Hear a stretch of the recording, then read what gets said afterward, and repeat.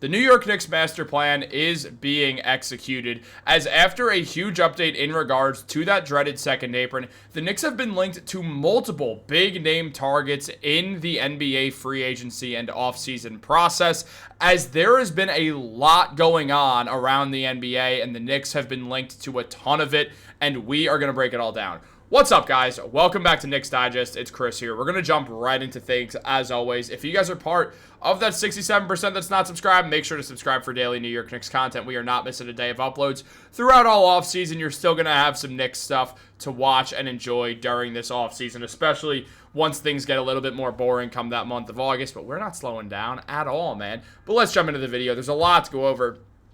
Leon Rose and the New York Knicks have made it important to them to never fall into that dreaded second apron where there's going to be a ton of restrictions of things that happen. Some of them include not being able to use any mid-level exception at all, meaning you have to sign guys to minimum contracts, and a lot of them will have to be 0 to 3 years into the NBA, and also you can't trade more than one player together in the same deal. For instance, just a mock trade. This video is not about him.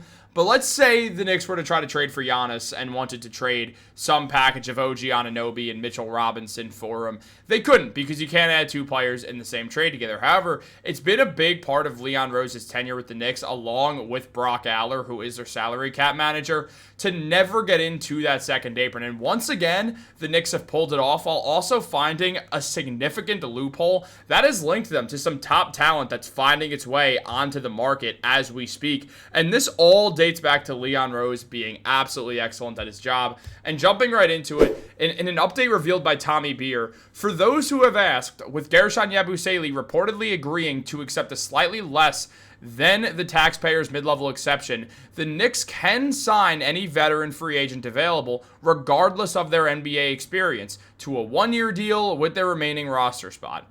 Bradley Beal, for instance, has 13 years of NBA experience, which means he would earn $3.6 million on a veteran's minimum deal next season. And Amir Coffey has 6 years of experience, so he would earn $2.8 million on a veteran's minimum deal next season. However, both Beal or any other player with 10 or more years of experience and Coffey or any other player with 6 years of experience would count for the same amount against the New York Knicks salary cap. $2,296,274. Leon Rose, ladies and gentlemen. I don't know why there's people out there saying that Leon Rose is not a good president of basketball operations for the Knicks. This man has been nothing but phenomenal. He inherited a team that had Kadeem Allen as its starting point guard, and all of a sudden now we're a team that, unlike a bunch of teams that's falling their way into the second apron while trying to contend or successfully contending, the Knicks have managed to stay out of it once again for another straight year because Leon Rose, Brock Aller, and the team and the largest analytics department in the NBA is doing everything in their power to avoid falling into that dreaded second apron where they'll significantly get handicapped, and they do not want to do that. And because of that, Leon Rose and co. have pulled it off once again in an amazing effort, while also guys like Bradley Beal and Amir Coffey have found themselves linked to the Knicks in the process. Now, as Tommy Beer mentioned, we're going to full screen this one. Leon Rose, Brock Aller, and the Knicks front office continue to win on the margins as they put it all those years ago. In July of 2023, they signed Dante DiVincenzo for less than the mid-level exception, while many wanted to trade picks for DeJounte Murray or Bradley Beal. On December 23rd, 2023, they signed Deuce McBride to an incredibly team-friendly extension, $13 million over 3 years, as this was right before Deuce got in the starting lineup, as it was just days prior to Emmanuel Quickley and RJ Barrett getting traded for OG Anunoby, a move that made Deuce McBride the backup point guard. In June of 2024, the Knicks entered the 2024 draft with the 24th, 25th, and 38th picks. They left with Bacome Dadier, Tyler Kolek, Kevin McCullough Jr., and Ariel Huckporty, $1.5 million in cash, and 3 additional future second-round picks. They signed Bacome Dadier for only 80% of his rookie scale deal. Jalen Brunson agreed to a 4-year, $156 million extension, leaving $113 million on the table because Jalen Brunson is the greatest person ever.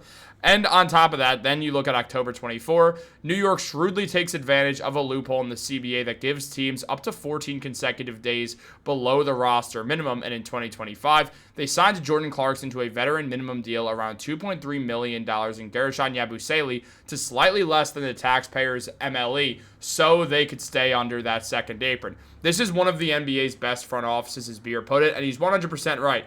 The Knicks have been able to pull all of that off while simultaneously finding themselves still linked to Bradley Beal after fans wanted him years and years ago. So the Knicks find themselves in an interesting situation. As Bobby Marks mentioned, because of Yabusele's contract and there being the player option doesn't really have any impact, but he does have one in the next year. And by not signing that full MLE, the Knicks are $3.7 million below the second apron hard cap, meaning they have that veterans minimum deal and that second round exception that they will use on Mohamed Diawara, James Najee, or someone else from the Summer League team, but likely one of Diawara or Najee. I'd bet Diawara, as I put in a recent video. And the Knicks, their salary cap table basically shows that they do have enough room for two more guys and will have a 14-man roster similarly to last season while avoiding all second apron issues. The Knicks, in all this, have found themselves linked to star players. As Beer mentioned, these are guys who the Knicks can sign now because of these deals. Beal, last year, put up 17 points, 3 rebounds, and 3.5 assists. He got a steal per game, shot 50% from the field, and 38.6% from deep while shooting 41% on corner threes. Beal was not in the right system for himself at all, but is still a very solid scorer, and the Knicks, they would be an interesting fit for him. Now, I do think Bradley Beal is going to end up on the Los Angeles Clippers, if you ask me. However, he does find himself in a situation where the Knicks are a winning situation that he could find himself into and try to score the ball more. Obviously, with Deuce McBride and Jordan Clarkson on the team, there would be a lot of cooks in the kitchen, and it would be hard to find minutes for Beal, but it is something to keep an eye on. As I said, I don't really expect Beal to sign with the Knicks at all. I do think Amir Coffey is a guy who the Knicks definitely should look at. He's a 6'7" forward. He shoots 41% from deep, 46% on corner threes, and 47% from the field in a general sense, putting up 10 points per game and 2 rebounds with 1 assist as well. Coffey gives the Knicks what they need, an elite three-point shooter with a quick trigger who absolutely would help this team in regards to landing that dead-eye knockdown shooter that they've been looking for a long time. And I do think this would be an interesting move for the Knicks to make. I would love Amir Coffey. I think he's the perfect fit for this Knicks team. But also, as we saw, after being traded to the Utah Jazz in a 3-team deal that shook up the NBA earlier today, including John Collins getting traded to the Clippers and Norman Powell getting traded to the Heat, Kevin Love, who got traded to the Jazz, is expected to agree to a buyout and will enter free agency, where of course he'll be picked up. He's Kevin Love, and a few teams have quickly come to mind. Now, Love is going to be connected to the Lakers because he went to UCLA and his good friend LeBron James plays there. So the Lakers are going to be linked to Kevin Love 100%.